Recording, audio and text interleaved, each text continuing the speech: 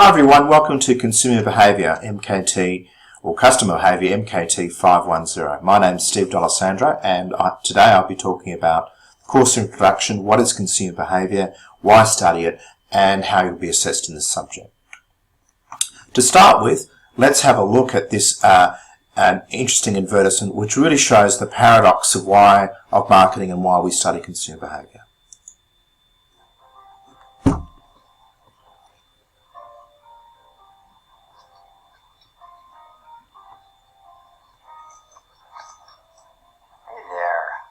Long time no see. Looking good. Yeah. Let's just keep this simple. I want a divorce. What now? I think you heard me just fine. Come on. This is me. What's wrong? We don't talk anymore. I just put down a mill on a TV commercial just to talk to you. Exactly. You do all the talking. I never get a chance. Talk on our website, can't you? Sure. If I want to say, order this product. See? It's not exactly a dialogue.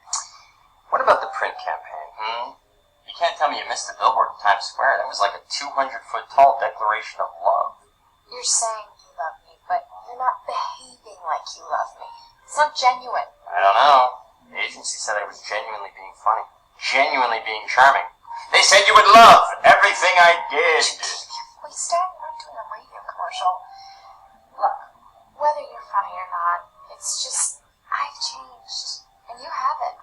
I mean, we don't even hang out in the same places anymore. You're not even listening, are you? Coupons. You want coupons, don't you? Look, come by the store. I got 2 words for you. Loyalty, redemption. Am I right? That was it, wasn't it? Let's just hug. If you knew me, you'd know I don't care about that. No, sweetheart, I know everything about you. You're 28 to 34. Your online interests include music, movies, and laser hair removal. You have a modest but dependable disposable income. Am I the only one not getting the problem here? Oh, come on. Don't be like that. Look, I'll tell you what. Come back here tomorrow. I'll give you the chance to win a Bahamas vacation. There's a small chance, minuscule, but technically still a chance. Whatever you like the old days. Okay, so really, although marketers increasingly know a lot about consumers, they don't really understand consumer behaviour. And this is really what this advertisement is saying. Really the perspective or the reason marketing works or doesn't work is really that we understand the way, or try to understand the way consumers make decisions, the way they feel, the way that they don't make decisions, or the way they want to engage or don't engage. So some of the learning objectives we're talking about today. What do we mean by consumer behaviour? How the knowledge of consumer behaviour, just move myself around there, is both useful for the profit and not-for-profit organisations. The last point's an interesting one because increasingly a lot of consumer behaviour is being done by governments, health departments, non-government organisations like the Road Traffic Authority or the Transport Accident Commission in Victoria, or the Quit campaign. Consumer behaviour itself is subtle, complex, and often not unobservable in nature. It's not just a behaviour, it's thinking, it's feeling, it's attitudes, it's motivation, it's how consumers view the world around them. Some of the physical, mental activities that consumers engage in, both before, during, and after making purchases. So, just when a consumer makes a purchase, that doesn't mean the story ends. Often it's how they use the products, how they derive satisfaction. Recycling is now becoming increasingly important in consumer behaviour as well. So, what do we mean by consumer behaviour? Well, consumer behaviour is really about how consumers behave in situations involving goods, services, ideas and experiences, which is the definition from your textbook. Russell Belk, who was a famous lecturer or professor in consumer behaviour, really takes this definition much further and says anything that involves an element of reciprocity, giving or taking or an exchange, is consumer behaviour. Under Russell Belk's definition, recycling is because you're gaining something, you're feeling good about the environment. Things like driving carefully is an example of that because there are benefits to you in not being involved in an accident and other people around you. And so this is a very wide definition of consumer behaviour. Here's how we study consumer behaviour in this course. And again, I'll just move myself around there so you can see everything there. Okay, so you can see here that we start off by looking at the introduction, and then we look at the large or group effects, culture, social class and reference groups, and then we then look at what occurs inside us, needs, motivations, personality, perception and so on, leading up to decision making. And then we come back to looking at social change and diffusion or acceptance of innovations, and with a conclusion. So we study you both, or consumers both inside and out. Now, consumer behaviour can both be large in scope, so we can have societal issues like recycling. The amount of plastics in the oceans is often seen as a consumer behaviour issue as much as, I suppose, a business issue. We can have societal issues of fairness and equity, domestic violence campaigns, safer recycling, driving carefully and so on. Dealing with harm minimisation in using illicit drugs is also can be seen, or the policy you might have often is a consumer behaviour issue. Or it could be micro in scope, where we look at really how people are making decisions in day-to-day transactions. In terms of micro consumer behaviour, there's some important terms that you'll come across that you'll need to understand. Firstly, a consumer can be not the person who buys something. So the ultimate consumer may be a child who doesn't buy the product. It might be someone's partner who doesn't buy the product. It may be in the group of a family another member who comes on the family as well. If we think about retirement homes, often the people who make decisions over what kind of retirement homes somebody might go to might be the children rather than the people themselves. Also, that we study consumer behaviour purely because it's convenient, I suppose, in terms of a decision process. And this decision process starts with some sort of problem or something we want to achieve. So it's sort of goal-directed, but not always. And then we look at some level of information search, although generally consumers don't like to search. It takes time and it's a hassle, and there's costs. And then there is an evaluation of alternatives, and then there's selection, and finally purchase and use and reuse and satisfaction. It's a very important subset of human behaviour. Very hard to think of a typical day in anyone's life where they're not doing some form of consumer behaviour, particularly if we accept Russell Belt's very broad definition of consumer behaviour. Here are some examples taken from your text over some differences in micro and macro consumer behaviour. So you can see here in micro, how the marketing mix might be changed, dependent variables, buying choices, how we might alter that behaviour. Macro, cultural and well-being, and individual and personal factors and cultural or broader factors have a more important role to play. Here's an example of macro consumer behaviour. So the not-for-profit sector, or the which is worth about $70 billion in Australia. You can see here that these organisations have to fundraise increasingly, and here is an example of the Worldwide Fund for Nature and some of their approaches. And for this to be successful, they need an understanding of consumer behaviour. Okay, so I'll move myself around over here. Whoop. Okay, so here is the example of macro consumer behaviour and what it entails. And so you can see here there's personal focus, usage, disposal. So we talked about waste of other generations. So climate change is often seen as a macro consumer behaviour issue. How consumer culture affects China, or whether countries become more materialistic, whether that is a good thing or a bad thing, is also a part of consumer behaviour these days. So how then can we apply consumer behaviour? Well, we can have what's called a market opportunity analysis, which is whether it's a good idea to enter into a particular market or country, whether the target market, for example, the luxury market or the economy market in cars, is something that we may want to consider. Changing the elements of the marketing mix or strategy, for example, product, what shape, size, shape, features and packaging, and we'll have a look at some examples of that throughout the subject. Prices. How sensitive how important is people to price? What should be the initial price? Should it be high or low? What sort of discounts to whom and when should be offered? The retail outlet. Are people buying things increasingly online or not? And often this is best studied by looking at consumer behaviour. And promotion. Communicating issues surrounding the use of comparative advertising services here, service examples of discussion.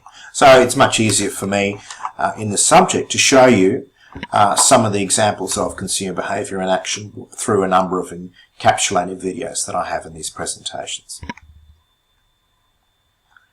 As I said, it's also important for non-profit and social marketing. So we do social marketing, we'll have it up as a Master's Subject 2017. So anti-smoking or the Quit campaign, which was developed in Australia, is now being used in countries like Singapore and Malaysia.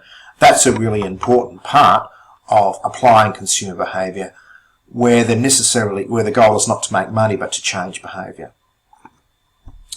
In terms of government decision making, government tax changes, labelling laws, changing electoral laws and so on, it's very important how people make decisions regarding consumer behaviour. Here are some examples of making consumer behaviour in health and social marketing. And you can see here, on the one on the left here, we have the use of safe sex, the Quit campaign here, and the Red campaign used by Apple to promote AIDS awareness. So organisations increasingly also use social marketing as part of corporate social responsibility. Here are some examples of recent tax changes in Australia. You can see here the mining tax, the carbon tax and the Howard government tax reforms, all driven, the implementation and how successful they were, driven by consumer behaviour. Now we can have different roles other than just purchasing products. We need to discuss consumer behaviour as a decision process, and there are individual determinants which are influenced by what occurs outside us, and we call this the external environment. Here's what we mean by the decision-making process that I've talked about. Now, different people may have different roles in this process. So, in other words, one person may not do the whole process, particularly if we're looking at a family or a group that we'll study later in this subject. So you might have somebody who initiates a problem, for example, the family needs a holiday. Then you have an influencer, for example, the children, where you might go, the decider, and that might be the person who makes the ultimate decision. Then that may not necessarily be the person who buys the product, and then of course you've got a number of users of the service or the holiday when people go away.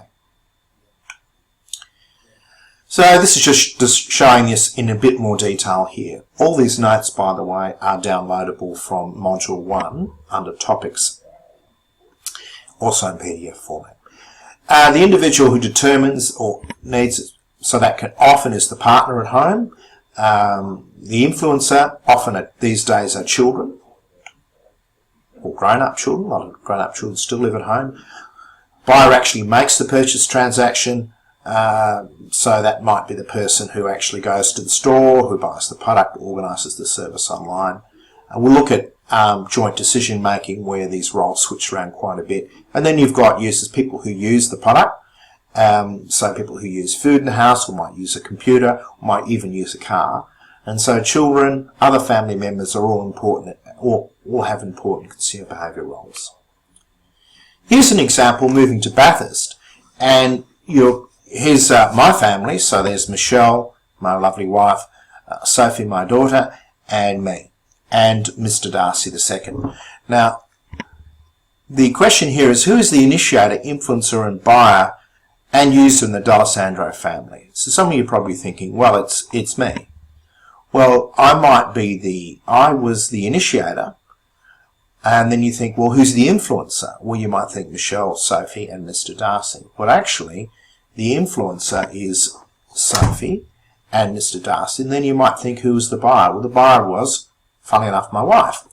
Michelle. So the moral of the story is, I purchased the house in Bathurst, is marry well.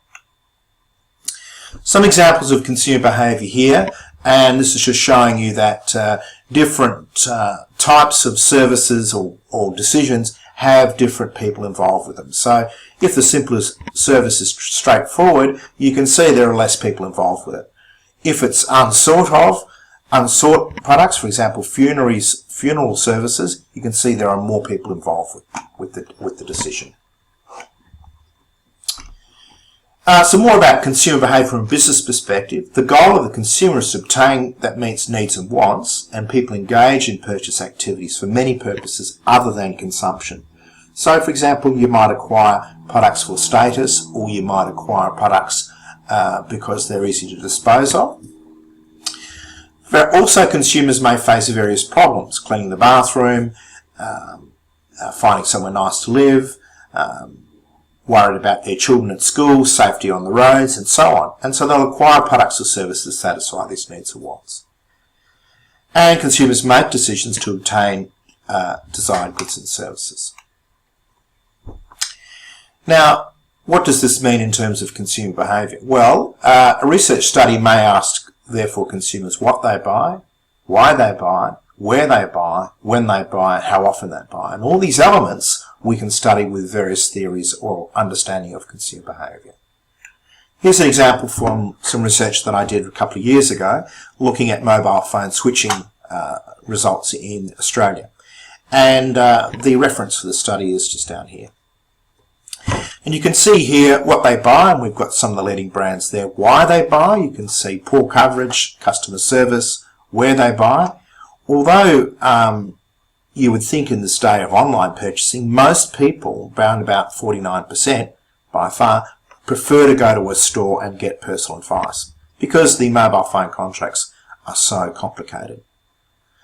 When they buy, consumers, when they decide to switch, about over 2/3 will switch in less than a week. And although this doesn't occur that often, about 16% switched in the last 12 months. So this gives you an idea of how we might apply an example of consumer behaviour to the real world. Now, consumer behaviour itself didn't just emerge like a toadstool in the back of a garden. It comes from a number of disciplines, and these are shown here. Some of the important areas to start with are economics, psychology, the study of the individual, social psychology, how we look at groups. When we start to study, and sociology, when we start to look at culture, cultural anthropology also comes into well. So it's really an interdisciplinary and therefore a very interesting subject to learn and research in, which is what I research in this area as well. And you can see this is just giving you some of the examples of where this we might apply. So individual, perception, so we'll study a bit of psychology there. We'll apply a bit of sociology in groups. Combination of both is social psychology. In a society, so the next lecture looks at core beliefs, values and customs. So that's really anthropology. And economics, how we look at that more in terms of decision making. Now, marketers do not always understand or want to understand consumer behaviour, and there are some very nice examples here. I won't go through all these videos here, but I've hyperlinked for them. There's a really nice example about the electric car and how it was killed off by marketers in California in the 1980s, even though people wanted it. The Kraft Ice Snack 2, which has been an interesting example of viral marketing, which probably hasn't worked out too well. And the most recent one, the Where the Bloody Hell Are You campaign for the Australian Tourism Commission, ran about $20 million campaign. The phrase bloody hell didn't work very well with focus groups in Australia, but not that well overseas. Why study consumer behaviour? Here is a whole range of reasons you can see. Products aren't lasting as long, there are new innovations, consumers change their preferences, there are concerns about the environment. We now live in a service economy. Over 70% of our economy is now made up of services, and that means consumer behaviour is more important. We have increasingly global markets, so we need to study consumers in different areas. The not-for-profit sector, which I mentioned, issues around need for consumer protection and labelling laws, changing lifestyles and faster technology. All these factors mean that the importance of consumer behaviour is likely to increase rather than decrease. So we should study it. So that's what we've talked about. We talked about the nature of consumer behaviour. As you can see, it's interdisciplinary. We looked at the applications, so both profit, not-for-profit, macro and micro areas. And we looked at the consumer decision-making process and some of the individual determinants and of the external environment and the effects on the consumer decision-making process. Okay, now I'm going to talk about the assessment expectations of the unit or subject. And in a couple of words, work consistently.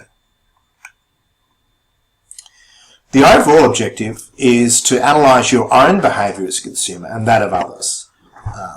To remember that you yourself are not the market, as being able to predict the likely effect of environmental promotional marketing. Often there isn't time or a budget to do detailed market research, so you've got to rely on your knowledge, judgment and intuition about consumer behaviour, and this subject will help you do that.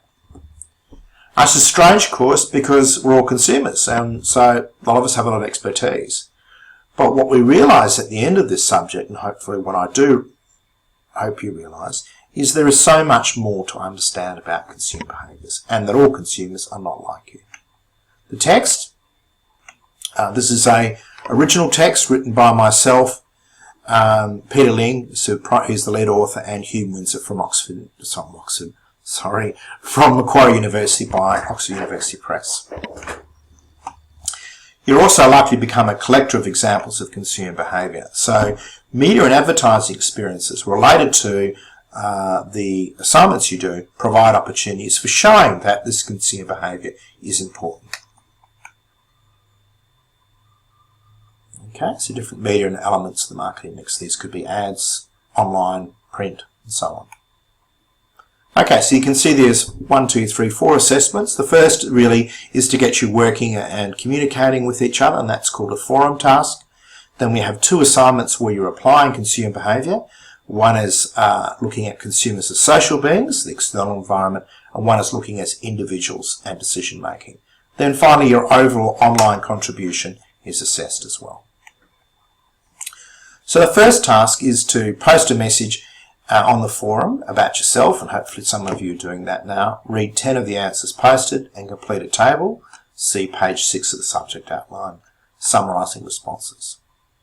You submit this report by our online submission system called EASTS. All EASTS assignments should be in Word. So this is really trying to encourage you to, engage with your peers and get you thinking about how to apply consumer behaviour. And that's the table. You probably can't read this very well, but you can see it's here there in the subject outline. Posted, collected, then we've got the table here about, whether you had provided information about a very brief report about whether you made sense of what people were saying about where they'd like to work and how they would like to find information about that. In the next assignment, you need to select a company that you work for or would like to work for. And importantly, you've got to be dealing with consumers, not B2B, B2C. If your organisation doesn't do that, select a company that you might, or organisation you might like to. Again, it could be a government organisation such as the Transport Accident Commission or the Quit Campaign or the ACCC. So so with that in mind, select at least 2 social influences from the first 2 chapters of the text and in your firm or organisation, and then apply these to the social influences to consumer behaviour to improve the marketing strategies, the 4 Ps or 7 Ps, targeting, marketing, segmentation, etc. You can see the criteria which here are shown on this slide, but if it's not terribly clear for you, have a look at what I've posted on the Interact site and in the subject outline. You can see that you're marked in terms of understanding, application, implications to the organisation, the examples you use, references and overall presentation. Using the same company, now we start to look at consumers as individuals and their decision making. So here identify 2 individual influences, which ones, the most relevant ones, that influence decision making.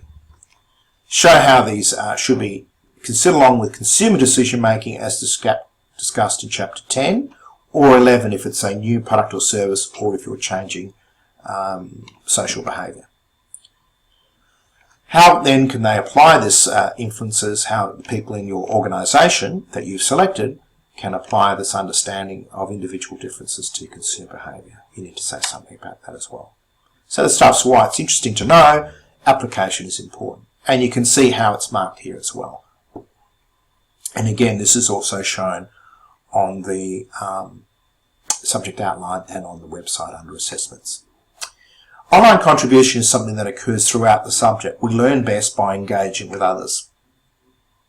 Before the due date, collect 10 of your best posts. So really there's no maximum number of posts. If you think you've got 10 good posts, collect them, copy and paste them into a Word document. Then select the best 5 posts of your colleagues. Now it can be from one or a number of people. And copy and paste these into your assignment. You're then to mark your colleagues' posts using the first attached rubric for this assignment. In other words, I'm putting you in the same position as me, and provide the same short justification, maximum 2 sentences, as to why you have awarded the grade for each post.